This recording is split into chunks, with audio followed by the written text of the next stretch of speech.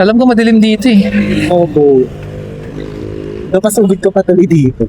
Hindi, okay lang. Uy, parang mumu yun ah. Naniniwala ka sa multo? Opo naman. Naka-experience ka na? Opo. Nakakaramdam po sa lugar po namin sa bahay ko mismo.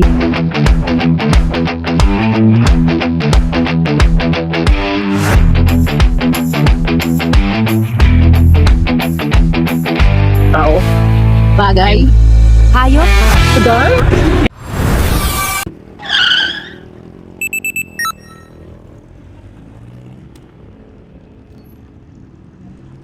Saan ka punta? Ha? Saan ka pupunta? Saan sa 13? Sa West Lake. Bunot ka muna isa. Sa chamba naman. Ano?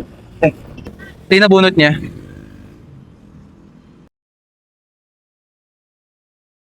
Sa halagang 1,000, pwede ka manalo kung masasagot mo. Sige pa. Marunong ako maglaro ng Pinoy Henyo. Kaya naman. Saan ka galing? Galing ko ako dyan sa kapatid. Bumisita ka sa kapatid mo. Opo. Pero taga saan ka talaga? Taga 13. Ibig sabihin yung pupuntahan natin na uwian mo na, bahay mo. Opo. Okay, sige. Pero saan ka nag-work? Sa I-Corp. Saan? I-Corp po. Ang ganda ng trabaho mo, Icor. Diyan sa Dasma ba? Opo. SM pala, Dasma o sa Robinson. Sa SM. SM? May bali-balita ako dyan, meron daw multo dyan na si Junjun. Totoo ba yun? Hindi ko po sure. Marami sa akin nagsasabi dyan kasi may mga kilala rin ako dyan mga nag-work. Si Junjun daw gumagala-gala dyan tuwing gabi. Kahit nga umaga, minsan nakikita nila bata na lalaki. Si Junjun. Hindi mo na mabalitaan? Hindi naman. Kasi sobrang Okay, daming sige. tao. Sige. Yung nabunot mo kasi ay word. Ngayon, meron pang 2 minutes para sagutin siya. Ano pangalan niya, ma'am? Bakit? Ma'am ba tawag ko sa'yo o sir? Kahit ano. Pero, LGBT. Yes. Okay, sige. Ma'am na lang. Ma'am, ano po? Pangalan niya, ma'am? Patrick. Patrick? Yes. Ba't Patricia? Kasi ma'am eh.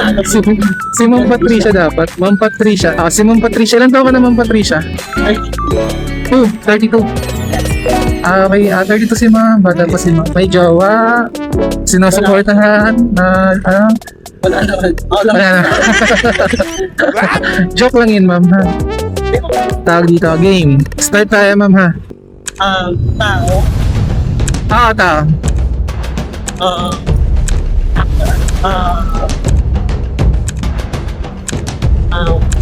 Public figure. Hindi. Actor or actress. Profession. Bigyan ng clue. Profession. Profession. Doctor. Ha? Doctor. Hindi. Attorney. Hindi. Engineer. Hindi.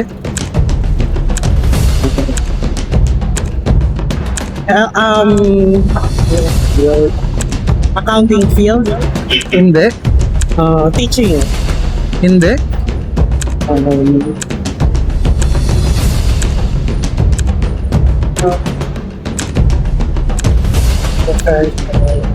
Carpentero.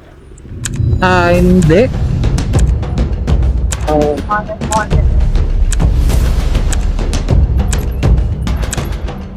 Pintor. Hindi. Dentista. Hindi. Agriculture field. Hindi. Driver. Hindi.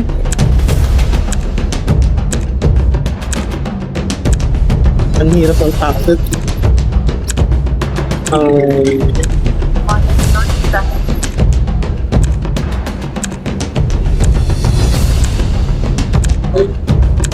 Sige, banggit lang ng banggit. Mali mo, hulaan mo. Service crew. Hindi. Teacher. Hindi. Janitor. Hindi. Is it a blue collar? White Hindi. collar? Hindi.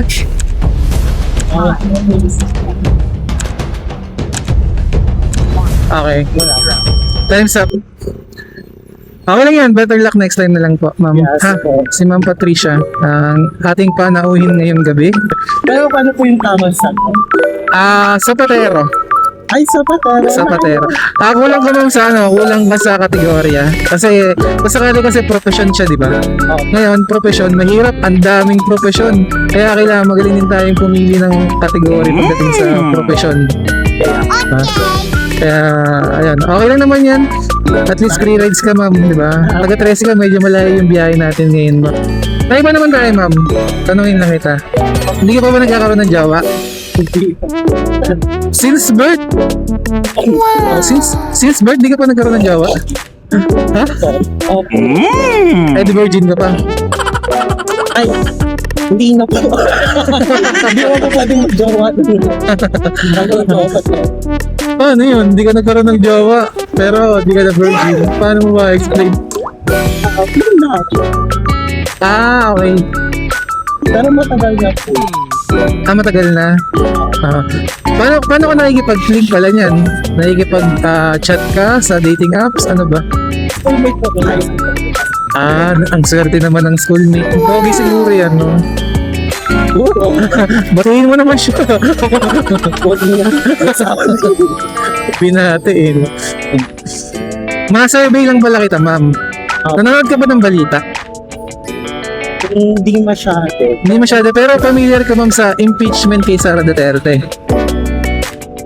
Natatakanat yun. Nadaanan mo. Kasi ngayon pangilang araw na niyang ini-impeach ngayon. Ngayon, matanong lang kita. Sa tingin mo ba magiging guilty ba siya o not guilty? Not very familiar, pero shakil. Ibig sabihin maka Sara Duterte ka. Hindi po. Maka Duterte ka, parang ganun. Hindi. Paano mo nasabi na magiging not guilty siya? Bakit? Marami naman din siyang nagawa po. Walang samahan yung merit, pero may nagawa din naman siya. Okay. Tingin mo magiging not guilty siya sa kadahilanan na marami naman siyang nagawa. Yes. Pero di naman kasi doon nagbe-base, di ba? Magbe-base pa rin sa Yes. Sa- pruweba. sa pruweba kung wala ka talagang ginawang kasalanan, di ba? Sa budget. Sa budget po, I'm not so sure, pero marami naman po na For, siguro sa service, marami talaga pa siya. Okay. Botante ka po ba? Opo, di. Okay. Hindi. Pero hindi po bumuboto. Botante pero di bumobote. Ilang beses ka na di bumoto? Matagal na po eh. Parang 2 years na po ako nakapasok. Yung last na po po. Kasi alam ko, kailangan yan. Bumoboto ka ng higit sa 2, di ba? Yes po. Kasi pagka hindi, mawawala ka sa listahan. busy po kasi sa work. Kaya, Sa bagay.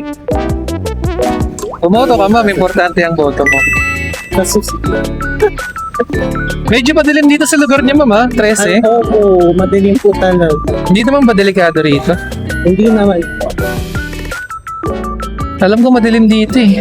Opo. Napasugod ko pa tuloy dito. Hindi, okay lang. Uy, parang mumu yun ah. Naniniwala ka sa multo? Opo naman. Naka-experience ka na? Opo. Nakakaramdam po sa lugar po namin sa bahay ko mismo meron talaga. Parang nabangungot ako nung nakaraan doon sa bahay. May nakita ako na nakadipa sa akin. Tapos, buhok niya nakatapon sa mata niya. Kailan lang yun? Parang 2 months ago lang. 2 months ago, medyo matagal na. Opo. Tapos, buti nga lang po yung manager ko tumawag. Kasi absent ako nun. Sa tingin mo, yung mga ganun nagpaparamdam, ano yung mga napatay na o mga masasamang spirito lang sila na? Di ko masasabi, baka syempre yung iba sa sinasabing munto, baka mamaya disguise na. Pero ilang beses mo nang naranasan? Sa bahay ko, parang twice pa lang naman. Sa bahay niyo dyan? Di yung bahay niyo pinamamahayan pala ng mga masasamang spirito. Opo, may mga bisita po ako, wala po pumunta dyan. Sabi ko na may nakatira dito maliban sa akin. Kasi ako mag-isa dyan. Nakakaramdam din sila? Opo. Yung previous na pumunta dyan is yung TL ko tsaka yung ka-workmate ko. Nung pumasok siya sa bahay daw, nagsitayuan daw yung balahibo. Nakakatakot naman pala sa bahay niyo, ma'am. Ba't ilan ba kayo matao doon? Ako lang po. Ikaw lang mag-isa? Wala po palaging tao doon kasi nasa work din ako pag Pero sino talaga kasama mo doon? ako lang po. Ang tapang mo naman, mag-isa ka lang. Sanayan na. Sanayan lang, no? Ah. Independent ka pala. Ilang taon ka nang independent yan, ma'am?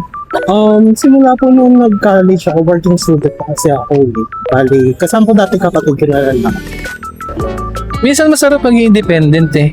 Kasi syempre, walang susuway sa atin na kung sino man, di ba magagawa natin lahat ng gusto natin. Pero sa kabilang banda, mahirap kasi nakakamiss yung pamilya na Opo. Lalo na po pag may sakit ka, walang tutulog sa'yo kung ikaw lang mag-isa. oo, tama ka dyan. Pagka may sakit, walang mag-aalaga. Kahit hindi mag-aalaga eh, kahit yung kasama lang, di ba? Na Opo. andyan sila. Hindi ka nalulungkot, mag-isa ka lang. Hindi naman po. Sanay na po kasi ako. Pero matagal na po kasi ako mag-ibig sa tagal. Sanay ka na talaga. Kasabay kasi yung tagal mo na eh, ilang taon ka nang mag-isa. Mag-ano, college. Ang dilim dito sa lugar nyo. Opo. Tapos pasok po tayo dyan. Buti wala naman nagaganap dyan ng mga kaldapan doon. Ay, wala po safe po dito sa loob. Alerto naman siguro yung mga official dito sa inyo. Opo. Ay, dyan na lang po sa green light. Thank you, ma'am. Nagtiwala ako. Opo. Maraming Thank you.